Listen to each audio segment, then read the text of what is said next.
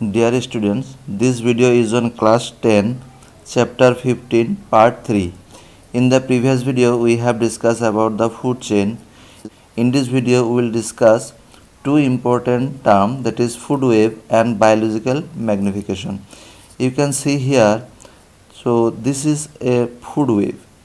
So here there are several food chain. You can see this is one food chain, this is another food chain, this is another food chain. So these food chain are interconnected with one another. How? For example, this snake eats frog. You see, this snake is fall under this category, that means this chain, but frog falls in this chain. So snake may eat frog, it may eat bird, or it may eat rat. So according to the availability of the food item, it can eat any of the following item. So all the three are belongs to different food chain. In this way, one organism may connect it with another organism which are belongs to different food chain. So this is called food web. So you can write that in simple definition from here. The definition of food web. Food web is a group of several food chains which are interconnected to each other. So food web means a group of several food chain and there must be interconnection between these groups. In a food web, an organism gets food from more than one group of organisms. That means one organism may get food from different food chain or different organism. So another important diagram is here. So how the energy is transferred from one trophic level to another trophic level. So you can see the producer is the lowest trophic level and it produces their own food by consuming sunlight. So after consuming sunlight, it cannot get back the energy to the sun. Again, the food, that means the herbs are eaten by the herbivores and the energy is transferred from producers to herbivores. The energy cannot transfer from herbivore to producer, again from carnivore to herbivore. So in this way, energy cannot transfer from upper trophic level to lower trophic level. That is why energy transfer is called unidirectional flow. So here you can see from the energy flow diagram, two things become clear. Firstly, the flow of energy is unidirectional. So already we have discussed this one, that energy cannot flow in backward. The energy that is captured by the autotrophs does not revert back to the solar input, and the energy which passes to the herbivores does not come back to autotroph. So you can see here, so sun produces sunlight and this sunlight is used by producer or the plants or autotrophs. So again sunlight cannot get back to the sun from producer.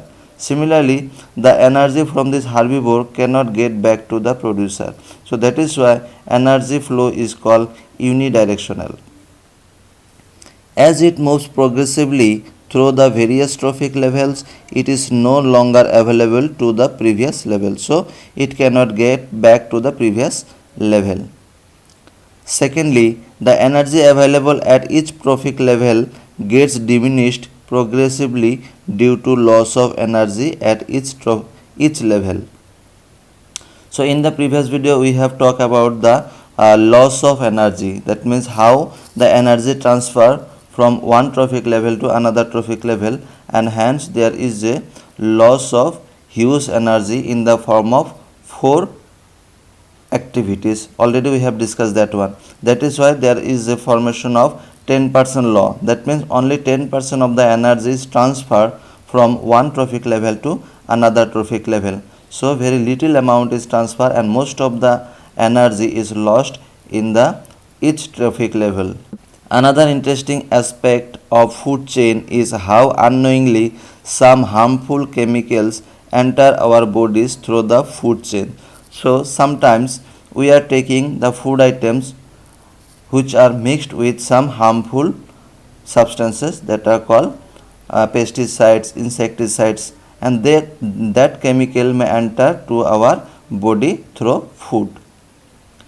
You have read in class 9 how water gets polluted. So already we got in class 9 the water pollution, how it polluted and how it is affect the living beings.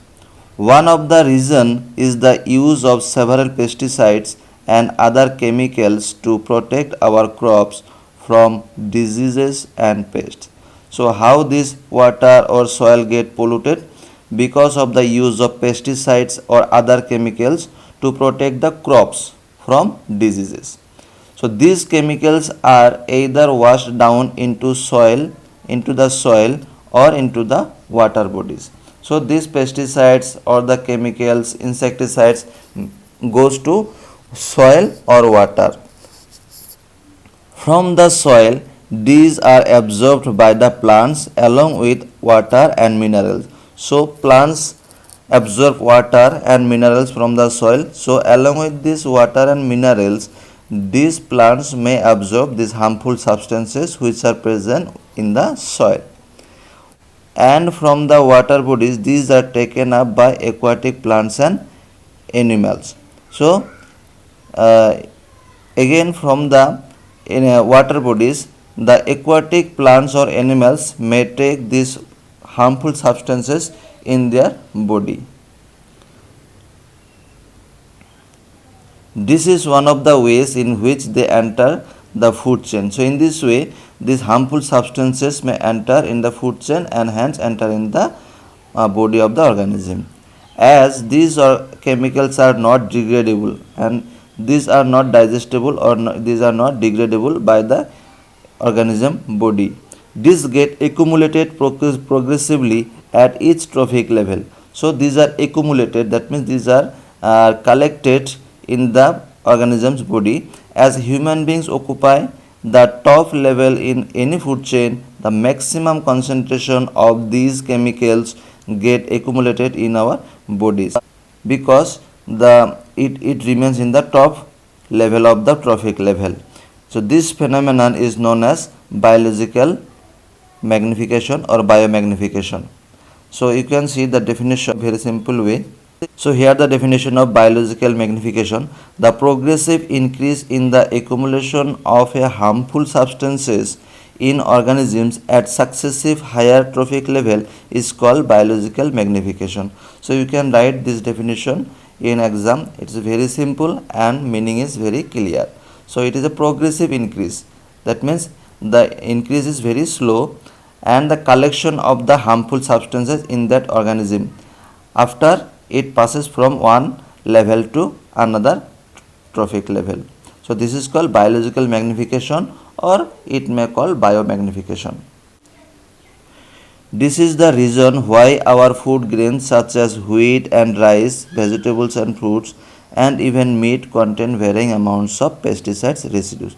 So that is why our food grains, that means whatever the food items we are taking, it may be fruits, it may be vegetables or it may be meat, fish, etc., all contain some amount of pesticides or chemicals.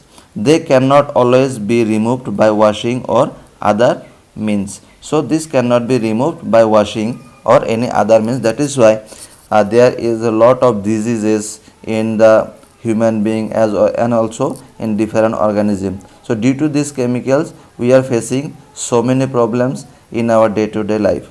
So this is all about today's video. Thank you.